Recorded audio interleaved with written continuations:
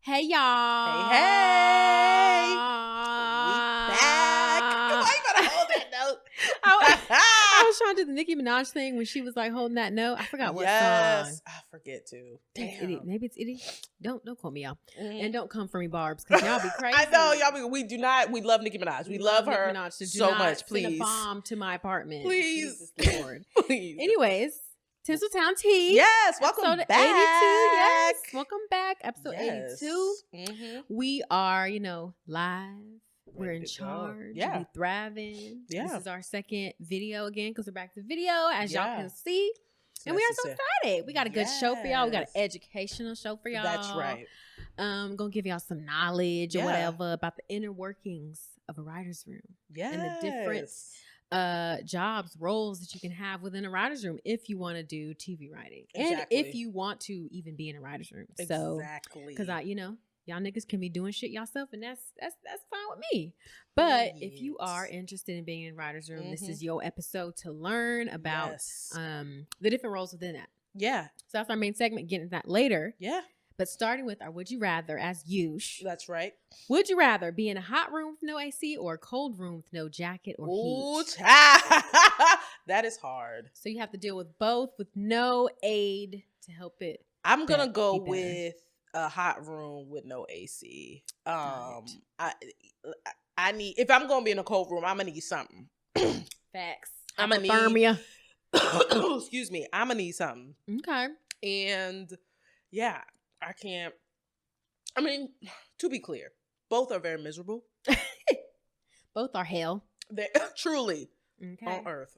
Lucifer. But not of the Lord. But I would rather, because I think with at least I could find a way to cool myself down if the AC, so I'd find another way. Might be easier, but to heat myself back up, I'd be doing jumping jack, all that stuff in that cold ass jumping room. jacks. Be like, nope. No, ma'am. I'm gonna need a cover up. Yeah. And I'm one of those people that run cold. So I know, I'm sure, So you're gonna be even colder in that bitch. Ooh, Lord. Yeah, I can't do it. Yeah. I can't. But what about you? Same girl. I'm from Florida and I'm used to just hot. I'm used to living Yeah. in Hades. So I am fine, okay, with the hot room. You just strip down to your drawers. Come on. And you just sit there. Cold? I can't do Safety. that.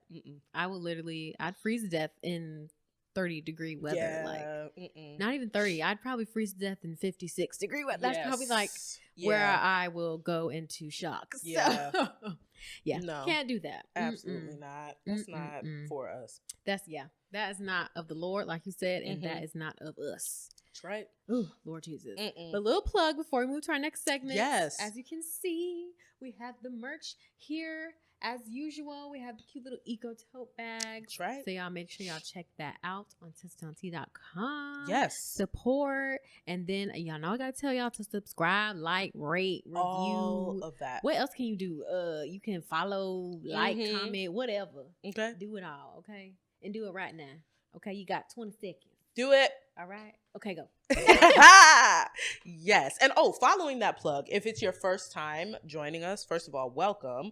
We love to explore Black and brown creatives in the industry. We talk about script writing. We make sure that we encourage one another, but also all of us in the writing community to get to that next level. Okay. So we're going to go into our next segment, which is Know Better, Do Better. And of course, in this segment, this is where we share some of the things that we've learned. This is the encouraging part to lift us up, because even though writing is a wonderful craft, it can be sad and lonely and hard. It can be hard, but we're here to lift each other up and encourage each other so that we can stay on track and get our shit made. Okay.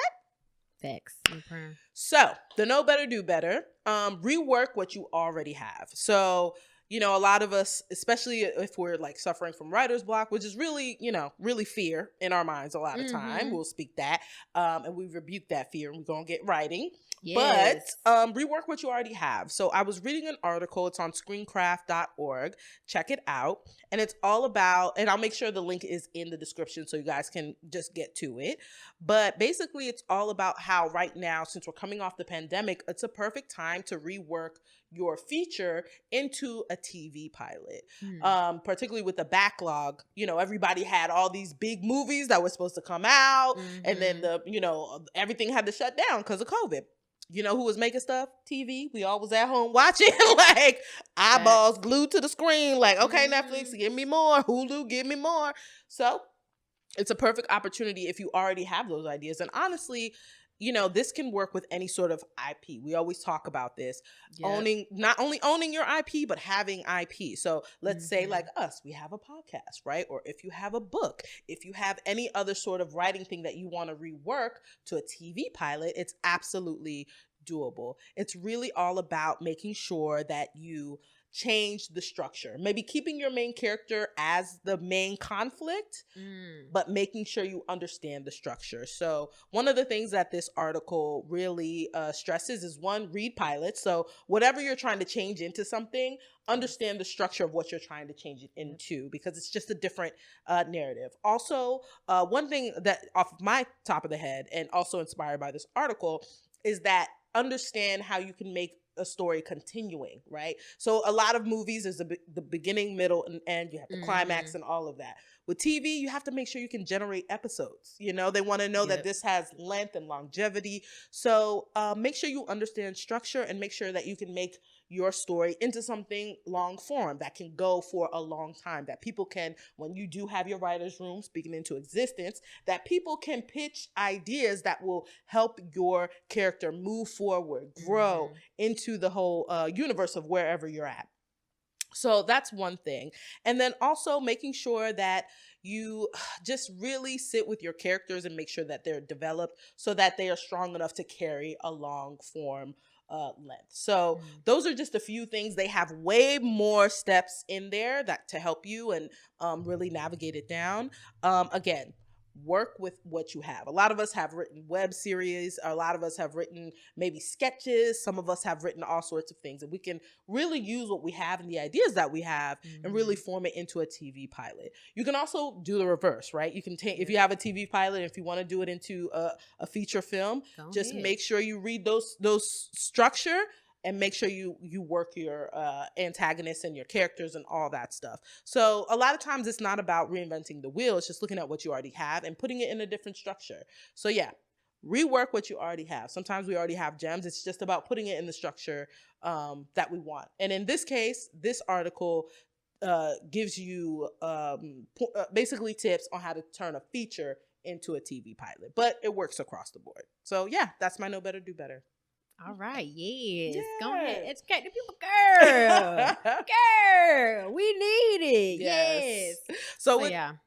Go ahead, add to it. Saying that was great. Yeah, because I'm sure a lot of people have stuff in their wheelhouse that they worked on, or if you didn't work during the pandemic, that's fine. Like you know, niggas needed a break. I need a fucking break. So if you did though, and you were churning out scripts, that's good advice to just figure out how you can pivot to, you know, the way that the industry is now, not post pandemic, but post lockdown. Yeah. Pandemic's still going. This is true. Fucking Delta variant. God damn.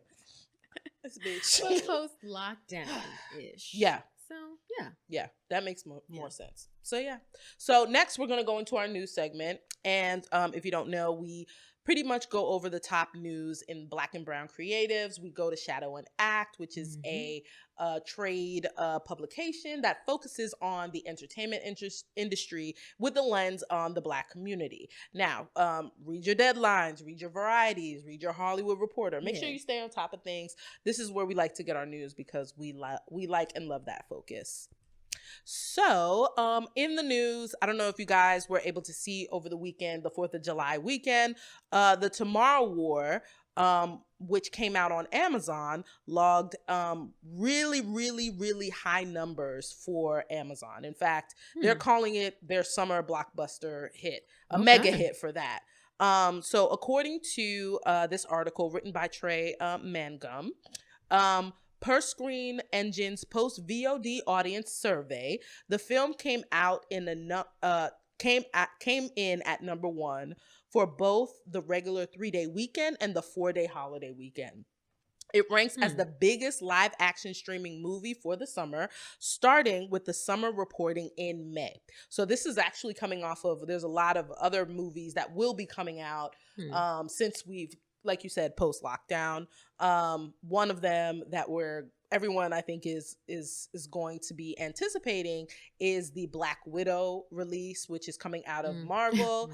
So while it may not be some people's cup of tea, and I understand it, honestly, I'm here for Black Panther and that's it. But I am getting into a lot of the Disney Plus sort of TV shows that they have, whether it's Loki or even I didn't like the Falcon and the Winter Soldier, but I did like the WandaVision. There we go. So yeah, so the Tomorrow War came in really big. For Prime Video, the film had a large audience across the globe, right? So that's the one thing that the global reach in terms of streaming. Aside from the number one ranking in the US, there was a record-setting, viewership in Brazil, India, France, Italy, Spain, Germany, Australia, Mexico, Argentina, and Japan. And so all of those people watching resulted in such high numbers. So that's a big motherfucking deal. The film was a huge ensemble. It was led by Chris Pratt. It also stars Naomi Strovisk. Forgive me, Naomi. J.K. Simmons, Betty Gilpin, Sam Richardson, Edwin Hodge, Jasmine Matthews, Ryan Kieran Armstrong, and Keith Powers. So if you don't know the official description, in the Tomorrow War, the world is stunned when a group of time travelers arrive from the year 2051 to deliver an urgent message. 30 years in the future, mankind is losing the global war against deadly alien species. The only hope for survival is for soldiers and civilians from the present to be transported to the future and join the fight. Super intense.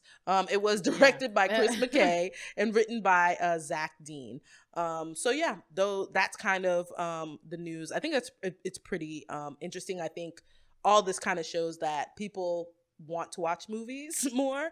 There still is an audience that is still watching from home, a large global audience. And so we'll see how everything pans out with the numbers, particularly as we're still dealing with the pandemic, particularly as we're still dealing with, some areas, not only in the country, but around the world, different variants are taking hold. Hopefully they will not be as impactful as we already had suffered through, but we never know. Okay, so next, Lovecraft Country star Wumi Musaku to return to HBO for We Own This City from the Wire team. So we love Wumi. She's amazing. We do. If you don't know her, she was in Lovecraft Country. I mean, she's been working. The list is long. What? Everything. Like, yeah, I've seen her in Loki, which she does an amazing job in. His House. Oh my Lord, yes. Very scary, very beautifully written. Yes, that's on film. Netflix, right? Yes, yeah, on Netflix. Beautifully, one of the most beautifully written horror films. Go off. It's very wow. It was a masterpiece. Let me tell you, because it wasn't like. It was horror, obviously, but it was more dramatic. Okay. Than dramatic. Maybe suspenseful. It was like it was a mix of all the things, but it was very moving. Ooh. And do horror movies ever move you? No, but it did. No. Yeah. So y'all got to watch that and support her if y'all haven't seen that. Yeah. His House on Netflix, guys. Please do that. I would watch it, but I'm very scared. I can't. It was a little scary now. Scare my ass. So get all the checks with me. But basically she's coming back not on Lovecraft Country, but it's not getting a second season. Boo. But she'll be coming back on another limited series. It's a new limited series called We Own This City. And it comes from the team that brought us The Wire, executive producer David Simon and producer George Pelicanos. Okay? So it's based off, again, IP, guys. This is a book based on a Baltimore Sun reporter, Justin Benton's book, We Own the City, a true story of crime, cops, and corruption. And, this team The Wire was they love Baltimore all of that and love Baltimore, okay? So it's a 6-hour limited series, and it will chronicle the rise and the fall of the Baltimore Department's Gun Trace Task Force. It'll also highlight the corruption and moral collapse in the city, which involved the policies of drug prohibition and mass arrests. Shocking. Mosaku will play an attorney assigned to the Civil Rights Division of the Department of Justice. The division was formed to investigate policing practices in Baltimore prior to the Gun Trace Task Force criminal investigation. So the production of the miniseries is set to begin this month. So congrats to them. And if you don't, again, Musaku's earned critical acclaim for a role in Lovecraft Country. That shit scared me, but I still powered through it. It was still a very good, watch it. It's like, I think it's something that should definitely be studied if any academics are out there. And yeah, like I said before, she's also in Low Key. But yeah, check that out. This article was written by Brenda Alexander. Thank you so much for your work, sis. But yeah, I will forever stand for Wumi. Like, she's amazing. She's beautiful. She's talented. Like, point blank, period. Like, she's give her all the checks. Period. What we're trying to say. Period. Okay. We love you so much. Come on the show. Now, so I think recently there was this news that Meghan McCain, who is that part, she was one of the hosts of The View, and she announced that she's leaving. So everybody thank the Lord. Ooh, blessings do come in all flavors and sizes. But there's been a hullabaloo, or at least some rumors saying that maybe Tamar should replace her. Now, so we'll see. We'll see how that goes. I mean, according to this, article, of course, Black Twitter and quite frankly Black America was like, get your ass off. Bye, girl. Goodbye and good riddance. Okay. Ew. Goodbye. But she said the reason why she's leaving the show, and this is Meghan McCain, was just that she wants to be more basically closer to her family and just focus on raising her new baby Liberty. So I was like, okay, sure. Now she named the baby Liberty. Oh, Jesus, Lord, help us. Yep, the baby named Liberty. But, that is exactly that is so funny. What yeah. But oh man. Yeah, so I mean, upon the exit, as you know, like Tamar exited from The Real, and I believe wait, let me make sure I'm saying this right, but I believe they asked her if she would want to be a part of it, and she was like, yeah, I'd be down for it. The View asked her? Oh, no, excuse me. I guess one of the reporters asked her, like, would you be down to do this? Okay. Yeah. Got it. Yeah. So, okay, I'm here for it. Me too. And, it was in a tweet. So let me get this right. Tamar says The View may be an option, tweeting Tamar on The View with eyeball emojis. See, that's all you need nowadays. One emoji and a half a sentence, and we got an article. So yeah, I mean, reactions are mixed. I mean, I don't mind it. I don't know if she would be, well, just the way they structure The View, they always have to have a conservative viewpoint. So that would be missing from The View, I think, if Tamar came on. But I mean, they can also, rejigger some things or whatever. I would be interested to see her personality and Whoopi's personality. Ooh, baby. Yeah, I don't know. Yeah. I mean, maybe they're friends, try Auntie Whoopi though, because Auntie Whoopi's the legend out here in these streets now. She is, but I mean, I think if she's opinionated, Tamar is very opinionated, and she would make sure her opinion came across. Oh, I know she would. Clearly. So I think that's interesting. Hopefully, hey, I love to see Black women win. So yeah, give her the check. Let her go to The View. Like, why not? She's entertaining and she's fun to watch. So that's like facts no printer. I would watch it. Yeah, I would. I've never watched The View before, but I might tune in for her. I only started watching The View during the pandemic, and like I would clearly work from home, but still have it on in the background. Okay, so it was good, like daytime talk. And I could see why it's been on for a while. So it's been on for a minute. Yeah, for a long time. So we'll see. They might not can handle her though. Yeah. They might not can handle her. Yeah. It felt like The Read was The Real, excuse me, not The Read, even though we love The Read. Shout out to them. But it felt like The Real was a better fit in terms of like the different personalities. Yeah. But again, that's all right. That's long lost, and she's moved on, and yeah. Good luck. Give her her own talk show. How about that? Honestly, yeah. She would be fun. Hold down her own. Truly. She can hold down her own talk show. Truly. I think. Yeah. That would be fun. Yeah. I think it'd be super fun. I think so. Yeah. They should do it. Tamar, make them give you a talk show, girl. That'd be fun. Yeah. Moving on with the next news. Dwayne, right? Lord help me. Dwayne Martin, yes. Ooh, help me.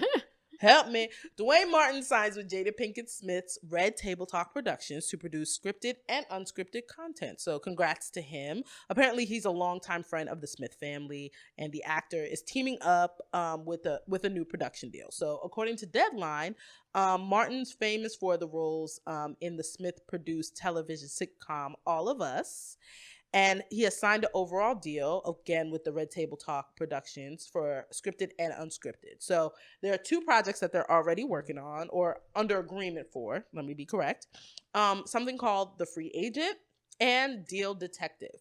So The Free Agent, which would be a scripted series, is based off of his life as 25 years as a sports agent. So it will follow an on-the-rise agent who started his own company at a young age, who later represents 5 Hall of Fame athletes in different sports. So, good for him. I didn't money. Go on. Okay. All right. That's what you're telling me. Lots of money. Not all the Hall of Fames. Like, I feel like there's separate Hall of Fames for each sport. I'm like, dang. Damn, nigga, you gonna hit all the Hall of Fames? It's like, you want hockey? I got you. You want basketball? Football? I got you. I got you. You want American football? I got you. Don't forget badminton. I got the number 1. I'm like, God damn. Okay. Water polo, nigga. We in got there. You. Like, damn. You represent everybody. And then a reality series that they're working on called Deal Detective, where Martin, we follow Martin as he leads a group of professional bargain hunters. The show will educate viewers on how to find deals while saving money to support their families in difficult financial times. So, that sounds cute. Yeah, that's I feel like it does. I feel like that's a HGTV pickup or something like that. So here's what he said about the overall deal. He said, and this is an official statement, Jada is the brilliant creator and architect of the Red Table universe, and universe, and I'm thrilled we are working together as we go. I want to be a part of that universe because they be having great conversations.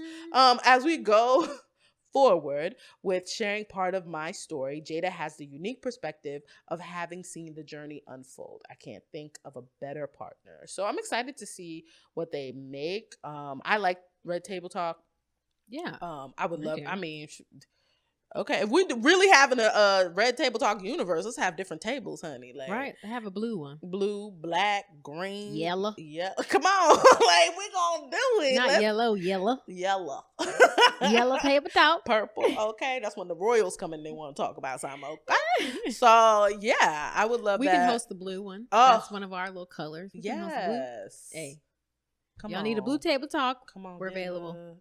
All about that entertainment. We could do that. So happy for him. And a lot of people know that he was longtime husband of Tisha Campbell Martin, but unfortunately they recently split up, so they're going through that. But congratulations to Dwayne for doing this deal, and I look forward to these 2 projects. They sound really cool and great. And this article was from Brenda Alexander, so thank you again. All right. So we're going on to our last article. So since we know that Lovecraft Country will not be coming back. Ew. I know. But Misha Green shares ideas that were planned for season 2. So despite high ratings and, a groundswell of pretty much universal acclaim, although it did not win a lot of awards, which I believe. This was weird. It got nominated for stuff. Super weird. I was like, okay. It was literally one of the best shows of 2020. So truly, like, how the fuck that truly worked? Her and Jordan Peele like put their foot all up in that. Like, it was, they did amazing work with that IP. But anyway, HBO announced last Friday that it had made the decision not to order a second season of Lovecraft Country. This raised, of course, many eyebrows and questions like, what? What you mean? That's weird. But anyway, in Green's own words, and so in a Twitter post, Green showcased a map of the sovereign states of America. So in Green's own words, season 2 of Lovecraft Country begins in a new world, and the new world is a country that sits where the United States used to sit.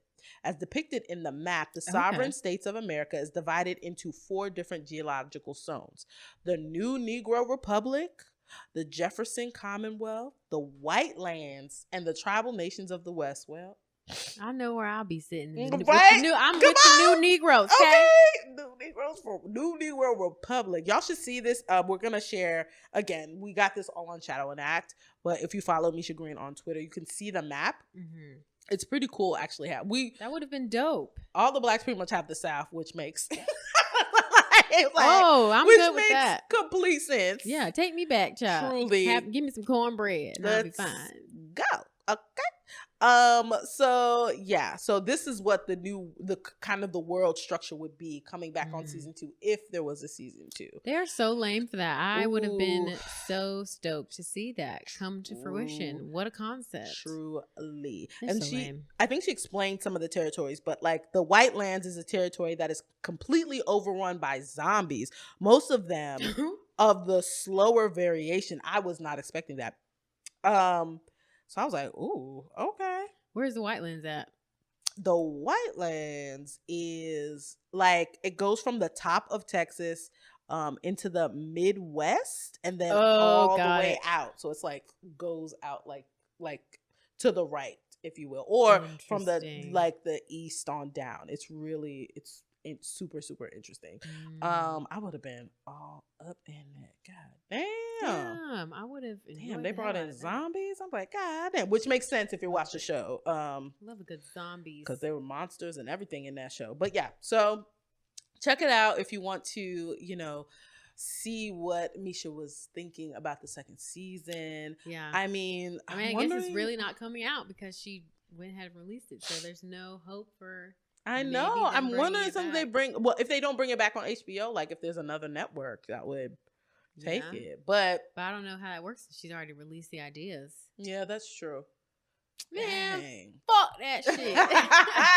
Boo. That is so lame. Boo. That's something That when is I lame. heard that news on Friday, that was something I never expected to freaking hear. Like, yeah, it was a hit, a smash hit. Okay, it was. And to be clear, in the tweet, Misha says, "A taste of season 2 Bible. Wish we could have brought you #Lovecraft Country supremacy. Thank you to everyone who watched and engaged." So that's really cool. And she shared that in her Bible. So yeah, for those of you who are unfamiliar, the Bible is what pretty much is the blueprint to what the whole show will be, the feel, understanding, and like overview of that season. So that's why like she had this image in there. So yeah, check it out if you get the chance. And yeah, I would have loved that. But you know what? It was a great series. If you haven't checked it out, or if you have, go and rewatch it. Find somebody else's HBO account, child, get in there. Or if you have one, go ahead and rewatch it. And yeah, big ups to that whole like production is so dope. Yeah.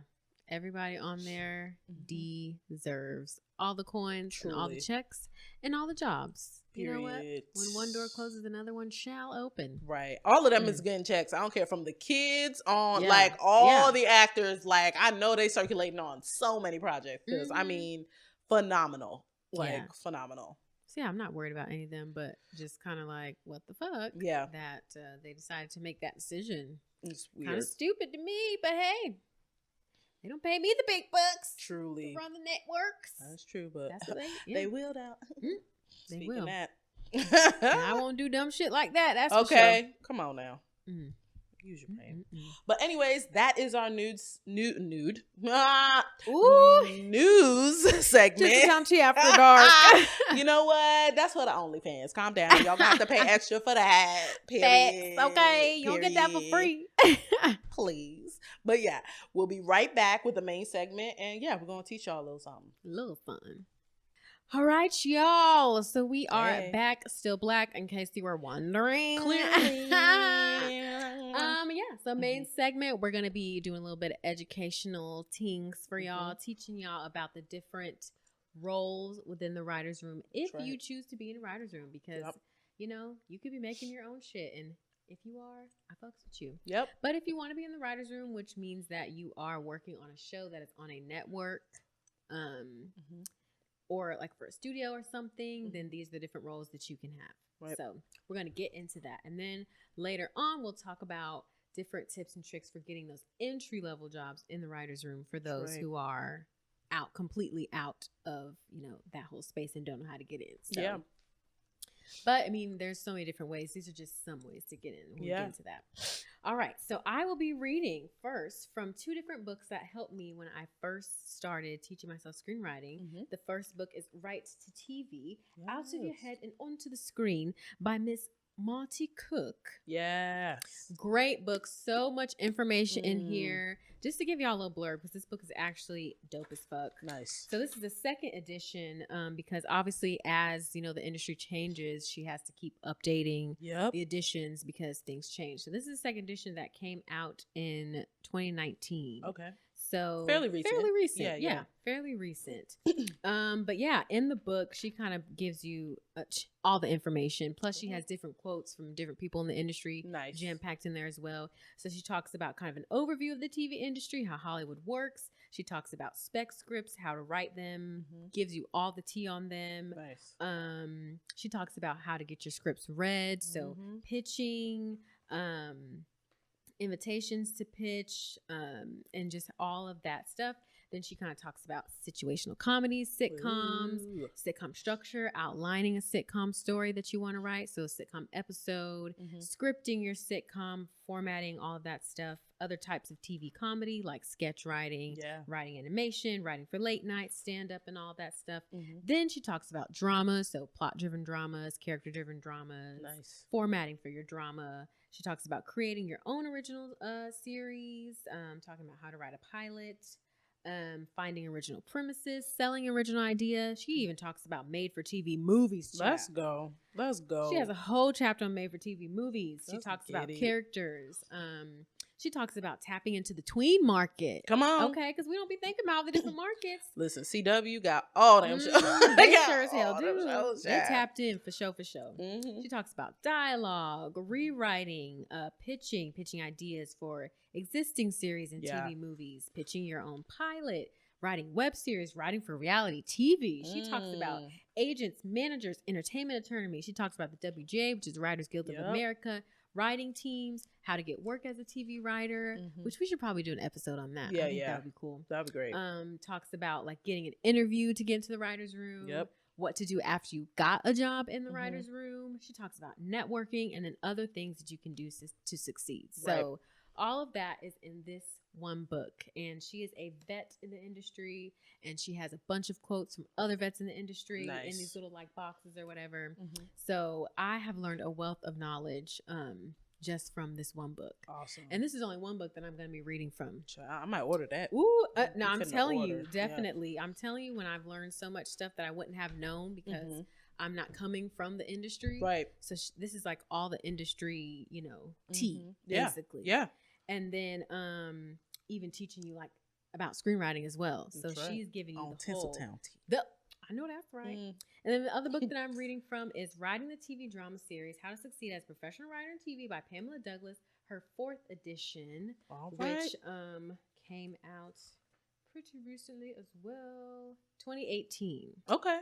So it has, I think she updated it with talking about streaming and then the international market, which is huge. Yeah. So this book is also breaks down everything that you would need to know. Talking about episodic TV, myths about television, the rules of series TV. She talks about how to get shows on TV, and she breaks down like the TV season, which I did not know. She breaks that thing down. When I tell you, I said, "Oh my God!" So she breaks down,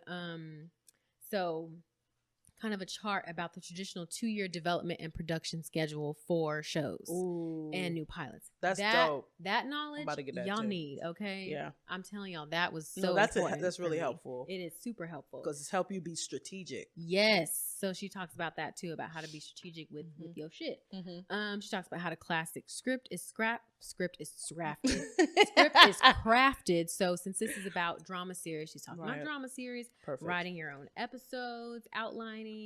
She talks about staff too, which is why I'm using her book as well, because she has good tidbits about different staffs, how to break in. She has different profiles about other writers who broke into the industry. Then she has a full chapter on international television, which guys, don't count that out either. I mean, the shmoney is the shmoney. Okay. Facts. And a lot of, like we just had in the news segment, a lot of the streaming is playing to an international audience. So it's good to be understanding with that. If you're selling something to Netflix, if you're selling something to Amazon, if you're selling something to Hulu, like we're now, because of streaming, we're on a global platform. So it's easier to make something for that. But yeah, that's a great point. Exactly. So yeah, she has a full, when I'm telling you, a full chapter broken up by the different countries, child. What? Well, okay. In about 20 different countries she's talking about. Okay. Okay. And then talks about, you know, the future of TV, interactive TV, transmedia, and the like. Nice. So those are the 2 books that I'm reading from. These books definitely helped me out, you know, when I was learning, and gave me the insider stuff that I didn't know about the industry and the business of it, coming from an outsider. It's easy to learn, not easy, but it's easy to find information about how to screenwrite, right? But all the other stuff that you wouldn't know if you don't know people in the industry, or if you're trying to break in. These books, get these books from some vets. So awesome. All right, let's get into the main segments. Yes. We're going to be reading, this part is going to be reading from the Marty Cookbook, Right to TV, the Marty Cookbook. Her name is Marty Cook, but it sounded like a cookbook. Ooh, I'm hungry now. Anyway, so starting in the Right to TV book. So she says, you know, all sitcoms, so she's talking about sitcoms in this, but this can pertain to drama staffs as well. Because when I was reading in both books, they pretty much matched up. Okay. So this can pertain to both series. And it may not, whatever writing room you end up in may not have all of these people, but this is like the basic foundational structure of the different roles within writer's room. Right. So, yeah, so writers that are on writing staffs are under contract by a studio and or production company to write and rewrite the show each week. Staff writers have agents who have negotiated a deal on their behalf, meaning they have a detailed written contract that includes a salary, office space, benefits, and whatever other perks an agent can negotiate. Yeah. Good agents will also negotiate a certain number of scripts for the writer to have. This is important as each script that a writer receives a written by credit on means that the writer is given extra pay. And this obviously can add up to the coins. Okay. So just getting into the different roles, and I'm starting from the bottom. Okay. The trenches up until the big dog, which is the showrunner / executive producer. You can start as a writer's PA, and then you can be a writer's assistant, which are 2 different things. Yeah. And then you become a writer, a staff writer, or a baby writer. Pretty much the same thing. So you're they would call that the bottom of the barrel in the writer's room, because they don't even count writers' PAs and writers' assistants. But I'm going to count them here because they matter. Yes, they are people too. Yeah, guys. They are. My God. But they call the staff writers or the baby writers the entry level. But entry levels to me are the writer's PA and the writer's assistant. Right. So it's writer's PA, writer's assistant, staff or baby writer, story editor, executive story editor, co-producer, producer, supervising producer, co-executive producer, and then the big dog, the head honcho, the bitch running the show, the showrunner / executive producer. That's right. So if you ever want to be a showrunner, that is the ladder that you're going to have to climb up to to get to that space. Can't tell you how long it takes because it's different for everybody. That is true. I can't, there is no one size fits all in getting to that, but it's not going to take overnight. I know that's for sure. You're going to have to put in some years, okay? Work. And some credits to get up to that showrunner, executive producer, because they're not going to let you run a show. You don't know what the fuck you're doing, bitch. I mean, it's just facts. No matter how talented you think you are, there's always a lot more to learn. Yep. So you got to do the stuff that you don't want to do at first. So yeah, and then not all executive producers are writers. Yeah. So that's what I was saying. They were once baby writers, story editors, all that stuff. So, you know, sometimes I guess they will hire showrunners who haven't gotten a lot of writing credits. Right. But that's because they maybe know somebody, because y'all know nepotism is real. It is very real. Or they just have a reputation for knowing how to run shit. Yeah. You know? Yeah. So, but most of showrunners or executive producers have been writers. Yep. Or they also help write as well. Yep. On the thing. So on the show. So on a typical writing staff, some of the positions are filled by single writers, some by writing teams, and the number of staff writers and the positions is determined by the show's budget and the writer-producer's previous experience. Yeah. So in addition to these creative positions, there's also line producer and associate producer, which we won't be talking about those. These producers are not part of the writing staff. They just take care of the more technical side, handling the day-to-day budget, making sure sets are built, hiring caterers, and overseeing post-production. Yeah, which is still very important. But like Cory said, we're going to focus on the writing staff. We're going to focus on the writers. But yeah, those people, I'm sure they get this money too, child. I'm scared of them. So moving over to Pamela Douglas's writing the TV drama series book, where she breaks down the different roles within the room. All right. So, I mean, I can start with Writer's PA because it's not in either of these books because it's so kind of low that they didn't even put it in here. But they work, I know, but they work mostly outside the writer's room. They take lunch orders. They keep the rooms tidy. They stock the kitchens. And then they fill in for the writer's assistant when the writer's assistants are out. They might be able to give, some story development and might be able to help with that. But most of the time, no. So most of the time, the writer's assistant is the one that gets to help with that because they are actually in the room. So now getting into writer's assistant. Long ago, writers got a good foot on the bottom rung by pitching and winning an assignment to write one episode as a freelancer. So there's another thing called a freelance writer where they'll bring on an outside writer to come write an episode. But most shows don't use outside freelance writers anymore, and the few audition scripts are given to the writer's assistants as rewards for their hard and underpaid. She put that in there. Efforts, as long as they know. But a few smaller shows still hire freelancers. And for context, here's how that would work. If you're interested in being a freelancer. So they're responsible only for writing a script and they're not on the staff. Like I said, you won't participate in any story meetings or screenings or have any office at the show, or you won't share in any inner workings of the series. You might not even meet the staff, child. Except for the producer who hires you and whoever supervises your episode. But you do have an opportunity to demonstrate your skill and talent if you receive that sole screen credit, and you can lead the staff and it can lead to a staff writing offer on the series or open up doors later on down the road. So that's what a freelancer does. But like she was saying, most shows don't use those anymore because they try to give those opportunities to the writer's assistant. So today the most likely start for people is a writer's assistant after the writer's PA. She was saying that most writer's assistants have MFAs in screenwriting, and they may have won some awards to compete for this job, though it doesn't involve any writing yet. Not all sample scripts are used to qualify the beginners who have the best potential to be promoted to the staff later. So if you intern at a show while you're still in school, that can lead to you being hired as a writer's assistant.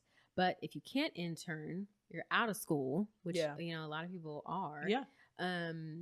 Just knowing someone at the show helps, or being recommended by a person or program that the boss respects. Networking. Yes. Very important. So that's reaching out to another way to do that. Well, we'll talk about that later. But we'll talk about, how to get into those spaces. Right. But like I said, it's back to who you know. If you did not get the chance to intern in school. Right.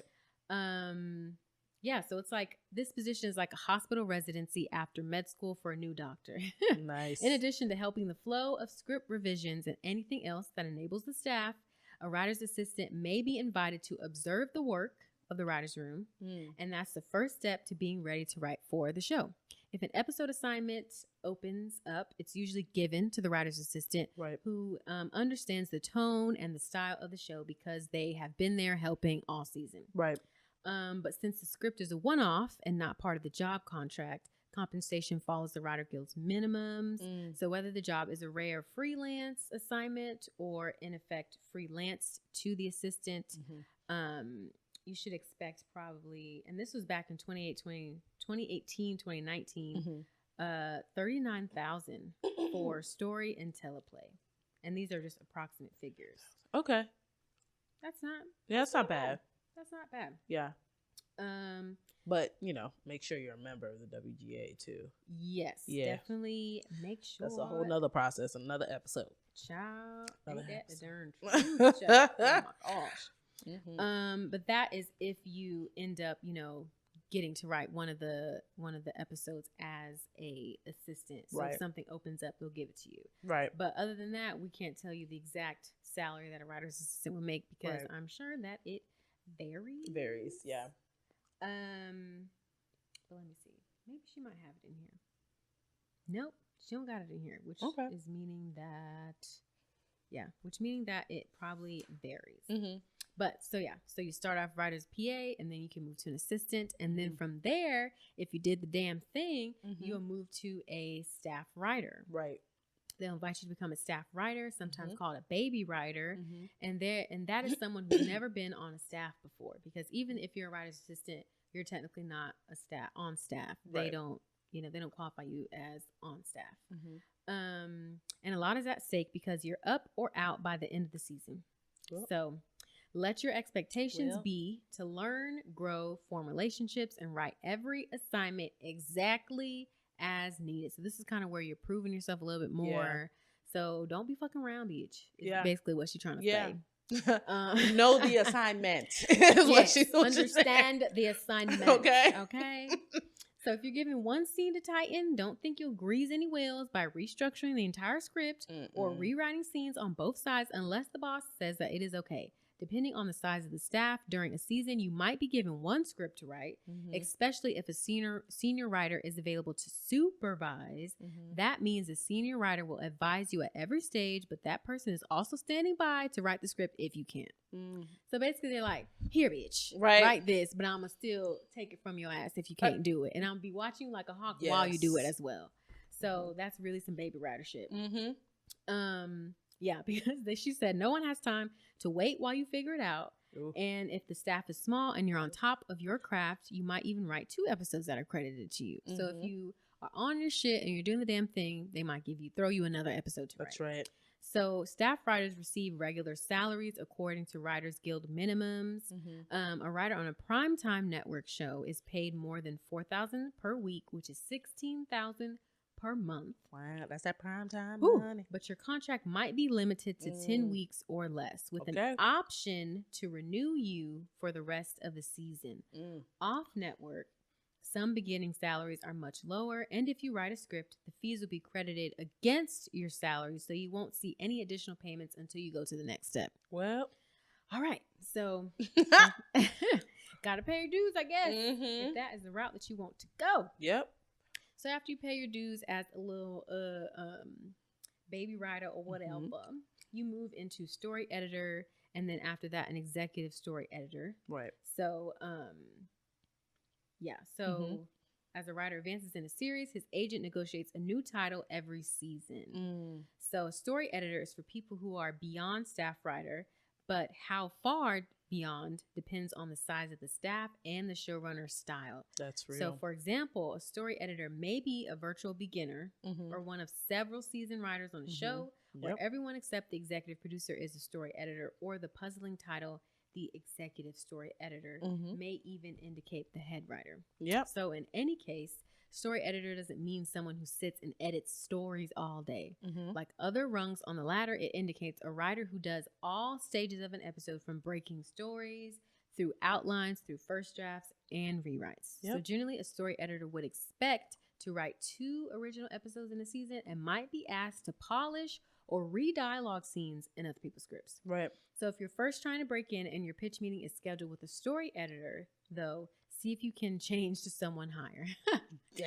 Dang, so she giving y'all Kept the little, it real. She giving y'all the tea. Like, she said, don't don't meet with no damn story editor, okay? The story editor usually doesn't have the power to hire anyone, and worse, wouldn't have much personal incentive to make your pitch sound usable to the showrunner. So on the other hand, if the story editor is a buddy who recommends you, that might have some weight. Okay. So either way, it goes back to who you know, nigga. Yeah. So make sure you know, motherfuckers. Very true. So story editors are salaried employees on contract for a defined number of weeks, just like staff writers. They're paid more, though, between around $7,000 and $9,000 per week, depending on the length of their contract, and that's boosted by payments for writing. So the minimums under freelancing apply to anyone above staff writer. So if you're receiving approximately $32,000 a month as a salary, and you are also assigned an outline, which is a story for an episode at the same time, you might earn around $11,000 on top of the salary. Well, for a total of something like $43,000 for just a month. Well, that sounds good. Yep.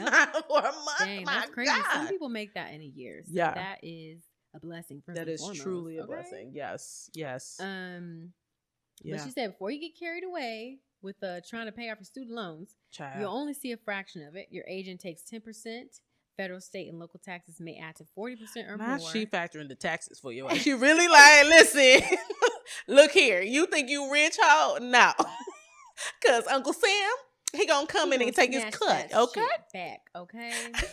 Way to keep it real, Pamela. Yes, girl. She said guilt dues are around 3%, and you'll have other mandatory reductions, disability, Social Security, and so forth. And if you have an attorney, he gonna take that. And if you also have a manager, though, you don't need both at at that level. Yeah, really only need an agent. Yeah. They might take another 15. So basically, drop your manager before you get to the level.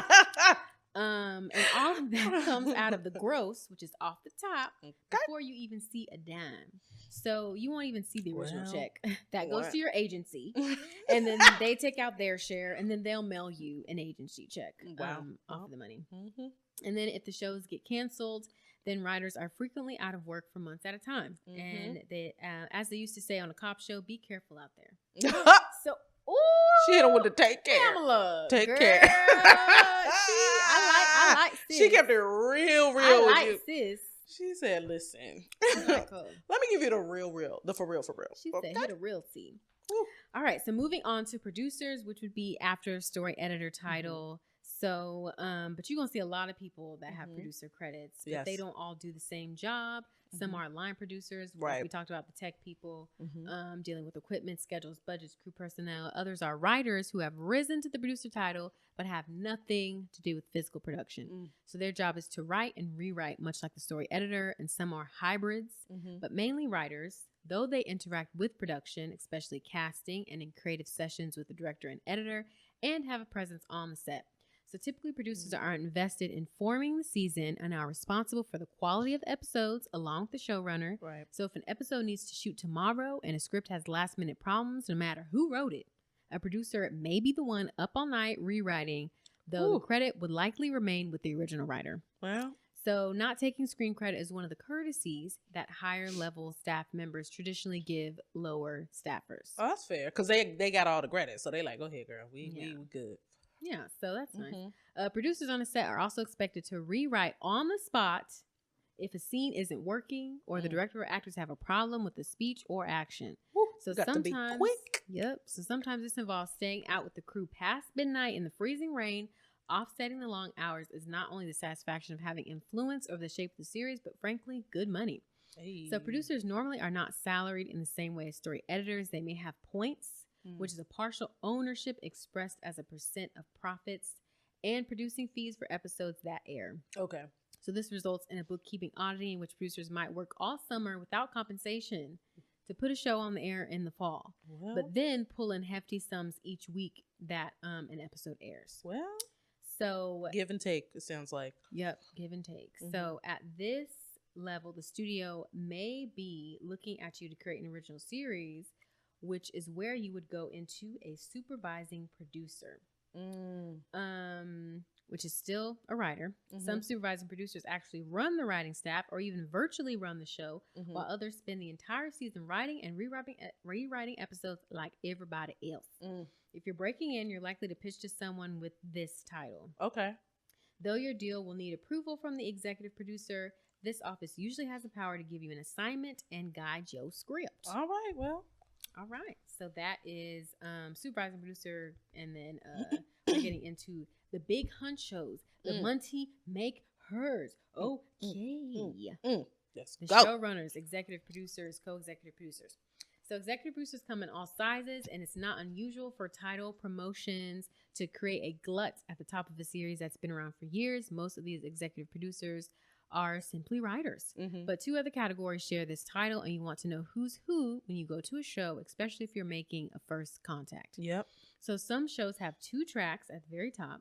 One is the executive producer in charge of physical production, which is as we mentioned before, technology, crew schedules, location planning, construction, equipment, and so forth. Yeah. The other executive producer is a head writer in charge of content, of the season, of the episodes. Yep. So that means all artistic aspects of creating and executing the scripts, including directing, editing, and casting. Yep. These two people work as a team, a useful division of labor on some shows.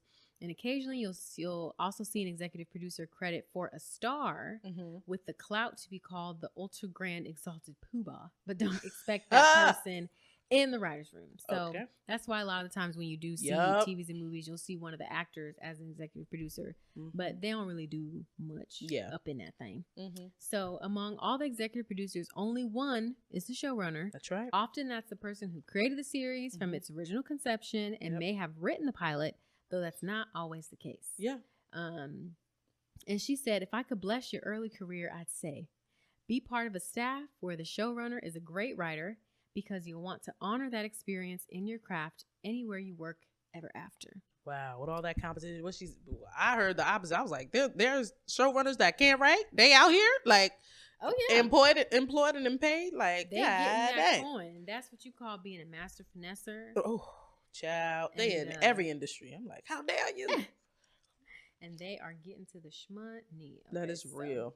Going back to Marty Cook's book. How to Uncover Entry-Level Jobs. So these are like your writer's PA and your writer's assistant. They can be difficult. Yeah. She says, not to scare you, but there are so many people standing in lines for these positions, which she is not lying about. Yeah. Companies don't have to advertise them in newspapers or on Indeed, because we don't use newspapers anymore. Right. Marty. But studios and networks will often post new positions on their websites. Yeah. So in addition, you should try to get on the UTA job list, which regularly publishes a list of industry entry-level jobs. The trick is you have to know someone to get on this list. So ask if you have the chance to get an internship, ask around, child. Yep. Yeah. So an industry friend once gave her some great advice that led directly to her job at a show back then when she was starting. It was mid-May, and the networks had just announced their new fall schedules. And her friend told her to go through the trades or the LA Times and look for all the new shows that would be on the air in the fall, which obviously now you can find this on the internet. And new shows, he explained, need to hire entire production staffs. So those are the places that you should target first, because you know there are going to be job openings. So the trades and online, not newspapers no more, will list both the production company and the network of the show. So once a show is green lighted, production offices are set up almost immediately. So all you have to do is really call the main number of the studio or the network and ask for the show's production offices. And then you'll be put through. And when they answer the phone, you can say something like, could you please tell me who hires that writer's assistant, or who hires the production assistant? And then whatever particular job you're looking for. And then if they let you know, then you can send your little resume over. So that is a little tidbit for those who are looking. And then also networking. So get on the Twitter. Strategy. Writers love to be on Twitter. I'm not on Twitter, but I agree. Twitter's one thing that screenwriters are on is on Twitter. Yeah. Because a lot of screenwriters are nerds. I'm a nerd too, but a lot of screenwriters are nerds, and they be on there just talking. So that is a great way. There's different hashtags that you can use to find stuff. And that's a great way to find people whose DMs you want to slide into. I think I did that once, and the woman responded in that, and she became a contact after that. So if you find people that you know want to talk to, slide in their DMs, invite them to coffee, pay for the coffee. And then there you go. You have your contacts. People that you should be targeting are other writers' assistants and writers' PAs, because guess what? When they get promoted, somebody got to take their job, right? Or if they know about another show coming out, you want to be the one that they're hitting up like, bitch, got a job for you. So if you are just starting out and you want to get a writer's PA job, writer's assistant, target other writers' assistants or writers' PAs. Yeah, for sure. Some of them may be stank because, you know, it is a competitive industry, but some of them may be nice. I don't know. Just try and keep it moving. Yeah, I would be nice if someone to help, because we live in abundance, y'all. There's enough for everyone. But not everyone understands that. Yep. But they'll learn one day. God gonna humble them. Yeah. But yeah, don't be afraid to shoot your shots. Absolutely. Like I said, Twitter is probably, I would say, the best medium for writers. Yeah. Because they be on there. Yeah. Writing tweets all the time. Also Instagram. But Instagram can be a little different because some people just they don't have any of their work on Instagram. So like some writers. Unless they're like influencers, if they go through that route. Yeah. Unless they're like trying to brand themselves. Yeah. But a lot of writers, their Instagrams are like their personal Instagrams. So it may not be like a good idea to try to like slide in their Instagram DM. But on Twitter, I've seen and heard that it's a lot better. Yeah. So, those are ways to find those entry-level jobs. Yeah. And if your vision is to be in a writer's room and to work your way up to a showrunner, then that is the way you do it. And then we gave you the tips or the tea on all the different steps that you'll have to take and what you'll be doing in those steps to get there. Yeah. But yeah, that was pretty much it. Shout out to, go ahead and have their books again. Yes. Marty Cook and my dog Pamela Douglas for these amazing books. Yeah. That are super helpful for just anybody that are trying to learn about the TV industry. Yeah. Because they give all the tea. Honestly, so don't discount books. Books are still a good way to learn absolutely anything. Okay. Read a book. Yes. Read a motherfucking book. Okay. All right. So hopefully y'all learn a little something from that. And then we put the title and names of the books in the description. So if you forget or don't feel like rewinding, you will see them there. Yeah. And I found them at Barnes and Nobles online. Yeah. So they're pretty much everywhere. Nice. And then by now, since these are from like 2019, which is when I bought them, they probably will have updated versions at that. Yeah. So. Oh, and just a quick reminder, we have interviewed some people who've had these positions before. Yes, we've interviewed Darnell Brown. We've interviewed Cody Ziegler. So there are people, well, go back on our feed, check out those interviews because they talk about their own personal experience. And just like what Cory was saying earlier, like there's really, while there is a traditional step, you can find your way into the industry in many different ways. Yep. You know what I mean? I've heard of writers who were in the writer's room and didn't have an agent yet. You know what I mean? But because of their work, then they found an agent, right? So sometimes the path is very different. We know folks who entered into fellowships, and that's how they got staff because of the networking that they were through that way. We know of many people like Issa Rae, who, you know, after she went to school for everything, created a web series. It was a hit. Like there's so many different avenues and ways to do it and create your own show and be a showrunner and all those different ways. Again, a lot of people are probably going to be going through this route where they are a writer's assistant or writer's PA, all of that. But no matter which path you choose, if you're on the path, then it's all good, honestly. And the strategy, again, like these resources, knowing where, you know, how it's staffed, understanding the structure, what, you know, people are expecting. It's important to know those things and to give yourself a leg up so that when you get to that spot, it's not just getting there, but it's being successful there. And, you know, having confidence in your writing ability to know that not only that you belong there, but that you can, you know, be an asset to the team. So yeah, great job, Cory. Thank you. And exactly. Piggyback off of Judith, you still got to know what the hell is going on. So if you're like a fuck the machine or fuck the man type of girl like me, who does not want to be bound by any studio or anything, you still need to know this stuff because it is super important. Like, because like you said, Issa, she made her own shit, but she became a showrunner immediately after you know, getting popularity for her show. I believe her showrunner is Prentice Pretty, but is she not the showrunner too? I don't know. Okay. She might be an executive producer. Okay, well, she's still pretty up there. She's very up there. Running the show. Fun creator. But she may not have gone through all this stuff, but I'm sure she had to learn it when she got up in there. She broke in. You know, this is a little system that they got going, but like I was saying before, you don't got to go through, like, you don't have to want to be in a writer's room. Like, that is not, people talk about that, but it's not the end all be all of being a writer. As long as you are writing and having fun with it and creating work and art that you care about and moves people, 100%. That is what matters most to me.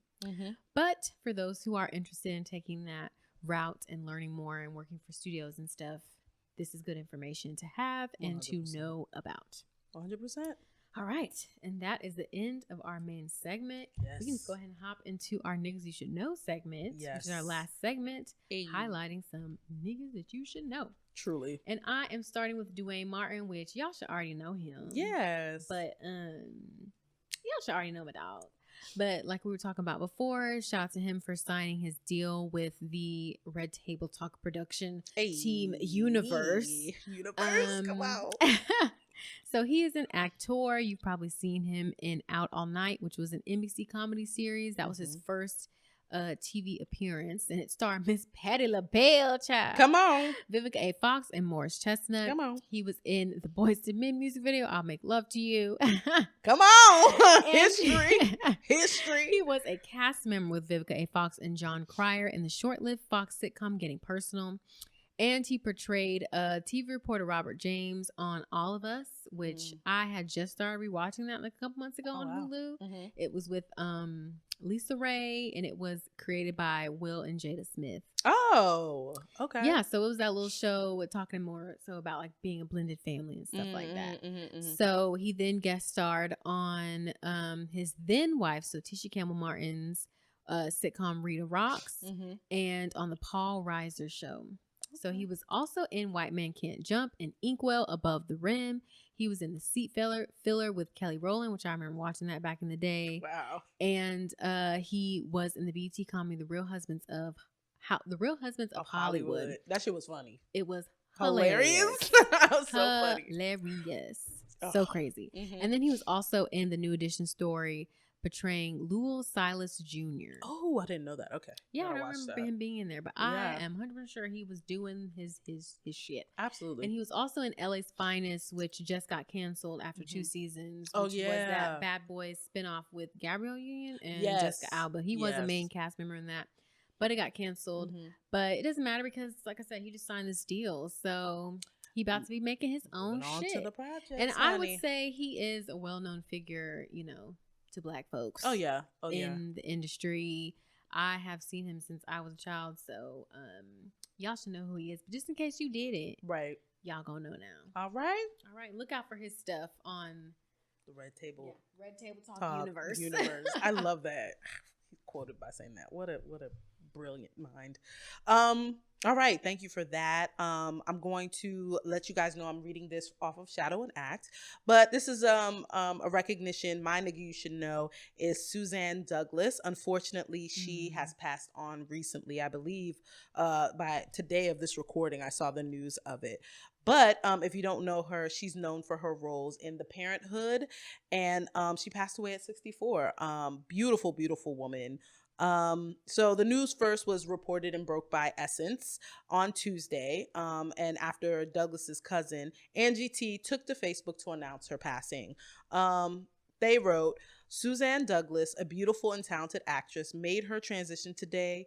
She warmed our hearts on movie screens and television sets all over the world. This beautiful soul was my cousin. Again, that was a quote from her cousin, Angie T.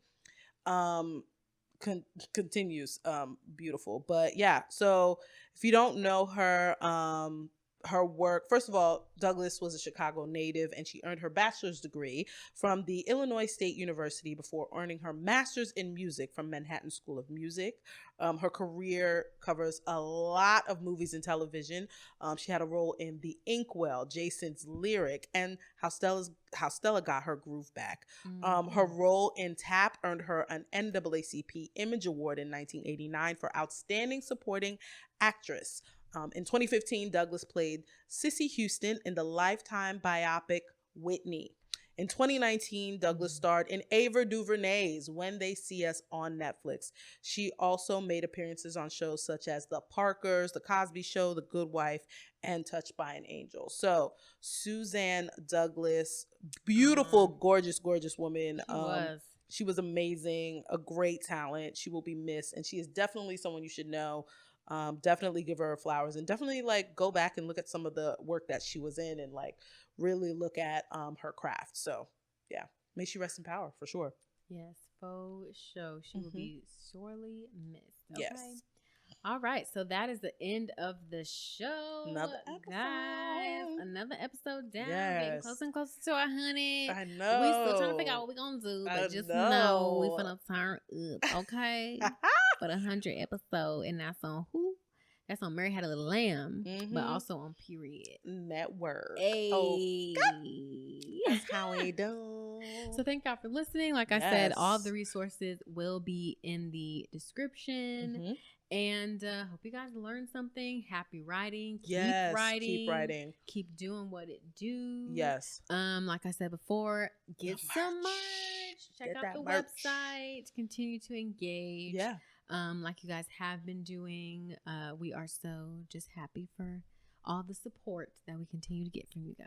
So yeah, and shout out to y'all. Yeah, shout out to y'all. A quick shout out to a special love, heartfelt goes to folks who are in Haiti. I'm half Haitian, but really there's a lot of stuff going on in that country. And recently had the news of the president being assassinated, like literally last night. So it's a lot going on there. So hearts going out to all my Haitian brothers and sisters and all of us in the diaspora. Yeah, and just to reiterate what Cory was saying, like, one thing I forgot. I would love for y'all to tell me what y'all thought of Zola. I haven't seen that movie yet. I want to watch it. So hit us up on Instagram, Twitter, all the things. Like, was it worth it? What do y'all think? I would love to. And maybe we'll do a review, like, of it. We'll get a chance to see it. I don't know, but we'll see. Let me know. I'm curious about what y'all think. And yeah, hit us up on all the things. Tinsel Town Tea. And that's the show. Bye. Bye.